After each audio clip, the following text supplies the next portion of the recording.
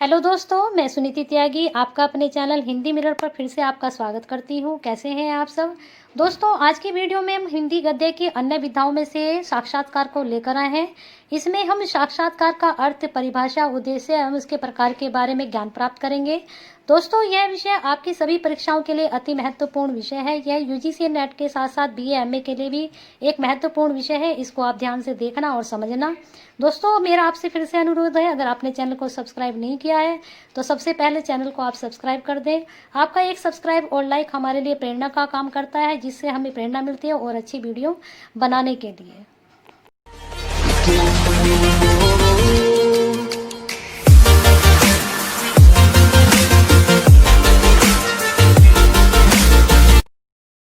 तो चलिए दोस्तों, शुरू करते हैं आज का टॉपिक साक्षात्कार।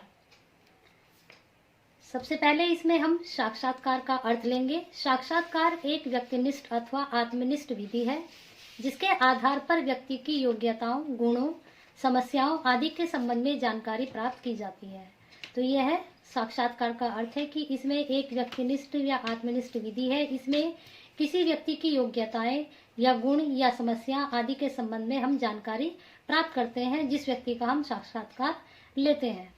फिर आते हैं इसकी परिभाषाओं पर। अलग अलग लेखकों ने अपनी अपनी परिभाषाएं दी हैं। सबसे पहले गुण तथा हॉट के अनुसार किसी के उद्देश्य हेतु किया गया गहन वार्तालाप ही साक्षात्कार है।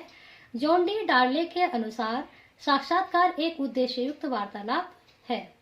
फिर दूसरी है पीवी यंग के अनुसार साक्षात्कार को एक प्रणाली माना जाता है, जिसके द्वारा एक व्यक्ति दूसरे व्यक्ति के आंतरिक जीवन में अधिक या कम कल्पनात्मक रूप में प्रवेश करता है, जो उसके लिए सामान्यतः तुलनात्मक रूप से अपरिचित है। कहने का तात्पर्य यह है कि जो व्यक्ति साक्षात्कार देने जा रहा है, उससे जो उसका साक्षात्कार लेता है वह उससे अपरिचित होता है, तो वह उसका आंतरिक जीवन और उसकी कल्पनात्मक रूप में प्रवेश करता है। चलिए अब आगे चलते हैं। बी एम पामर के अनुसार साक्षात्कार दो व्यक्तियों के बीच एक सामाजिक स्थिति की रचना करता है। इसमें प्रयुक्त मनोवैज्ञानिक प्रक्रिया के अंतर्गत दोनों व्यक्तियों को परस्पर प्रति उत्तर देने पड़ते हैं। एक व्यक्ति इसमें प्रश्न करता है तो दूसरा उत्तर देता है, कभी दूसरा व्यक्ति प्रश्न करता है तो फिर दूसरा उत्तर देता है। तो इसमें दो व्यक्तियों की जरूरत होती है और मनोवैज्ञानिक प्रक्रिया के अंतर्गत यह होता है। यह परिभाषा बी एम पामर के अनुसार है। चलिए अब आगे चलते हैं। सी ए मोजर के अनुसार औपचारिक साक्षात्कार जिसमें पूर्व निर्धारित प्रश्नों को पूछा जाता है, यानी जो प्रश्न हमें पूछने होते हैं साक्षात्कार में, उनको हम पहले ही तैयार कर लेते हैं, निर्धारित कर लेते हैं, उसके अनुसार ही हम प्रश्नों को पूछते हैं तथा उत्तरों को प्रमापीकृत रूप में संकलित किया जाता है। बड़े सर्वेक्षणों में निश्चित रूप से उपयोगी है। ये वाली जो परिभाषा है, यह जो बड़े सर्वेक्षण होते हैं साक्षात्कार के, उसमें उपयोगी है। चलिए अब आगे चलते हैं।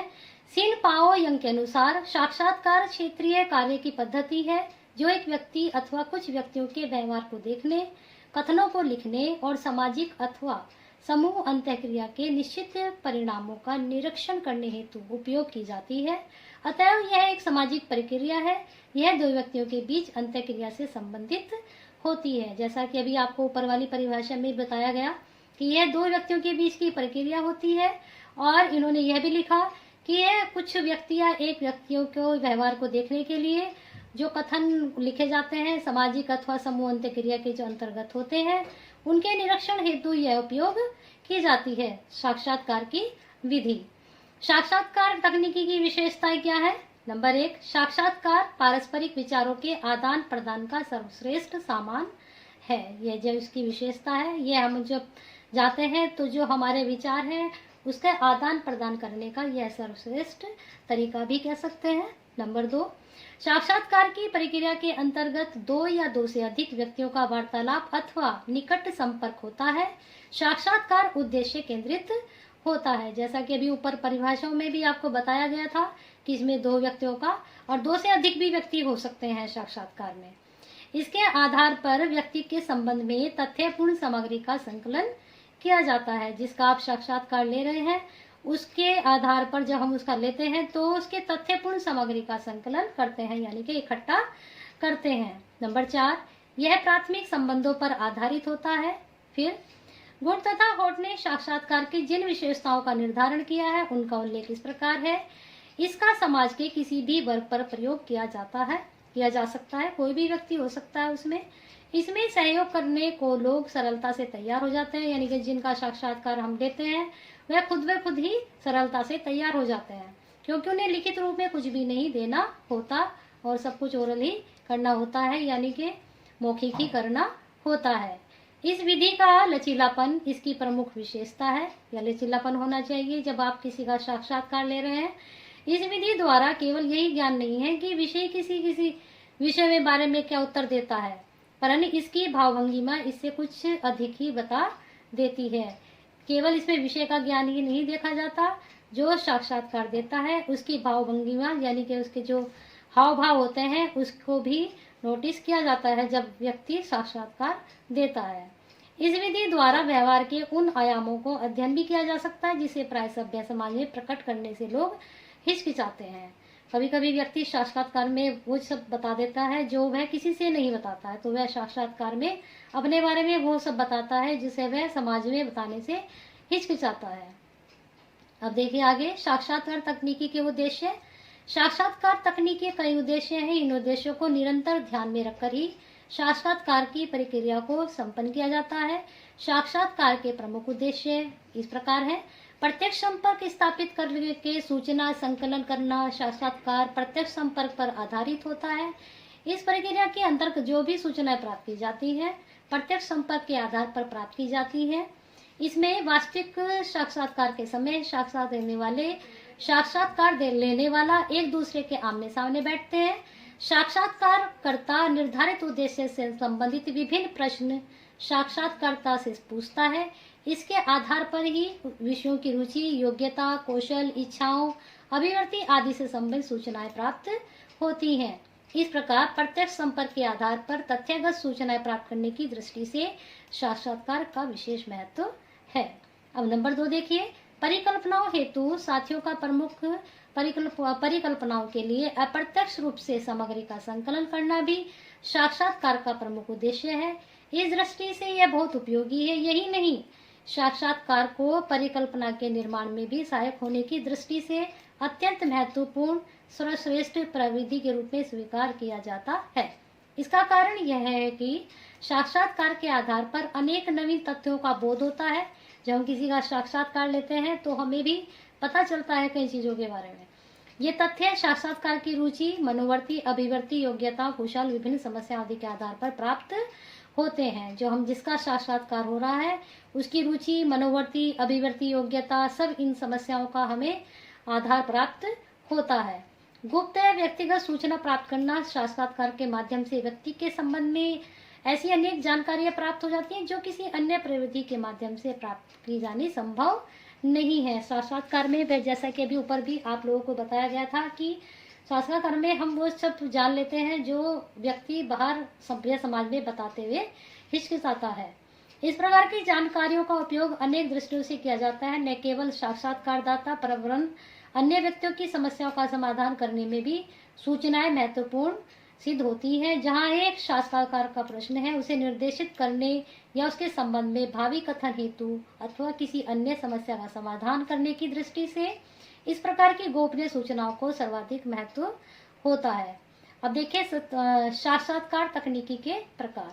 साक्षात्कार तकनीकी के प्रमुख प्रकार हैं। इसमें पहला है परामर्श साक्षात्कार, उपचारात्मक साक्षात्कार, निदानात्मक साक्षात्कार, तथ्य संकलन साक्षात्कार, अनुसंधान साक्षात्कार। कारण प्रभाव साक्षात्कार, जो ये पहला वाला है परामर्श, ये इसमें ही आता है। इस प्रकार साक्षात्कार का प्रयोग अधिकांश निर्देशन, परामर्श व अनुसंधान के अंतर्गत किया जाता है। जब किसी समस्या से संबंधित कारणों की खोज करनी होती है, प्राय तभी इस प्रकार के साक्षात्कार को संपन्न किया जाता है। इस प्रकार समस्या से संबंधित कारणों की खोज करना इस प्रकार के साक्षात्कार का उद्देश्य होता है। फिर दूसरा है उपचार साक्षात्कार। जैसे कि इस शासन के नाम से ही स्पष्ट है, साक्षात्कार का उद्देश्य समस्या के कारणों, जो समस्या का जो कारण होता है उसके ज्ञान करने के उपरांत समस्या का उपचार करना होता है। जो उसका उद्देश्य है साक्षात्कार का, उस समस्या का हम कारण ढूंढते हैं, ज्ञात करते हैं उसको क्या कारण है, उसके बाद हम उस समस्या का उपचार करते हैं।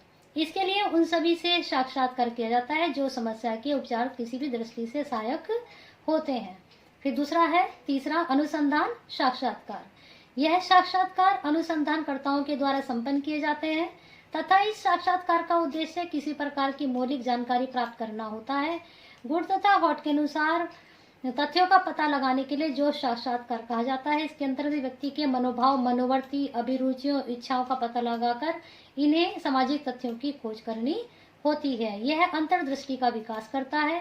साक्षात्कार देने वाला स्वयं अपनी शक्ति कमजोरों का आभास पा लेता है। उसको पता चल जाता है जब वह साक्षात्कार देता है कि उसमें कितनी अज्ञान है और कितनी कमजोरियां हैं।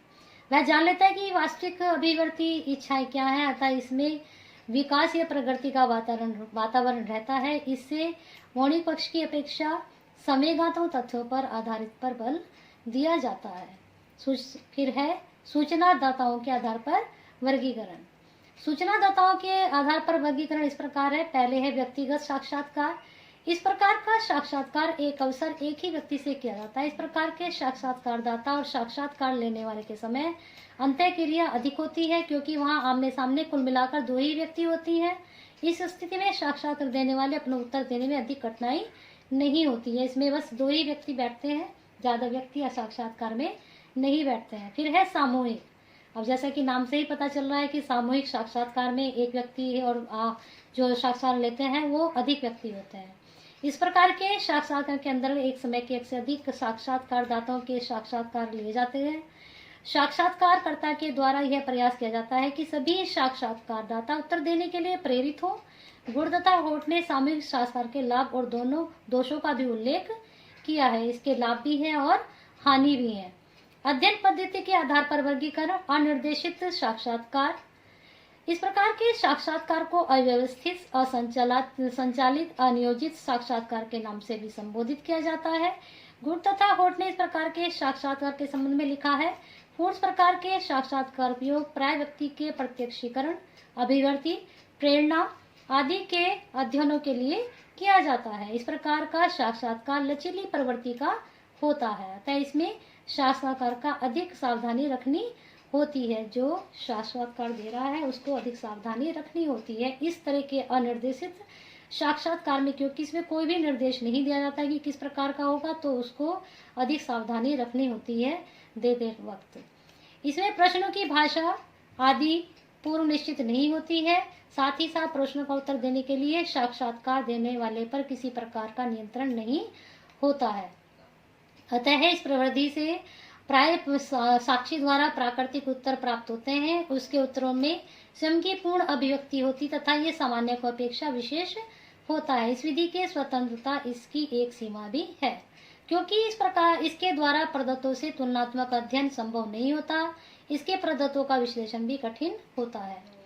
फिर देखिए पुनरावर्ती साक्षात्कार। इसमें लेंजार्स फील्ड के द्वारा इस साक्षात्कार सर्वप्रथम उपयोग किया गया है। समाज में होने वाले परिवर्तनों के प्रभाव के संबंध में जानकारी प्राप्त करने के उद्देश्य से इस प्रकार के साक्षात्कार का आयोजन किया जाता है।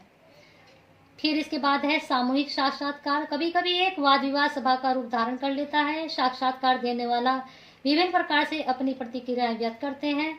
कुछ शाब्दिक रूप से अपना उत्तर देते हैं तो कुछ अपने हाव भाव के माध्यम से, कुछ किसी प्रकार का विरोध करते दिखाई देते हैं तो कुछ उनका समर्थन। तो इस प्रकार से दोस्तों आज आपने ये साक्षात्कार का अर्थ, इसकी परिभाषाएं, इसके उद्देश्य और ये कितने प्रकार के होते हैं ये आपने सब जाना। और यह हिंदी। तो दोस्तों इस प्रकार से हमने आज ये साक्षात्कार का देखा और इस प्रकार से आप इसको, अगर आपको पसंद आई है ये वीडियो तो लाइक एंड शेयर करना ना भूलें और हिंदी मिरर विद सुनीति के साथ अपना प्यार और साथ ऐसे ही बनाए रखें। अगर आपको वीडियो से रिलेटेड कुछ भी पूछना है तो कमेंट सेक्शन में इसको शेयर कर सकते हैं और अपना प्यार और साथ हिंदी मिरर के साथ ऐसे ही बनाए रखिए।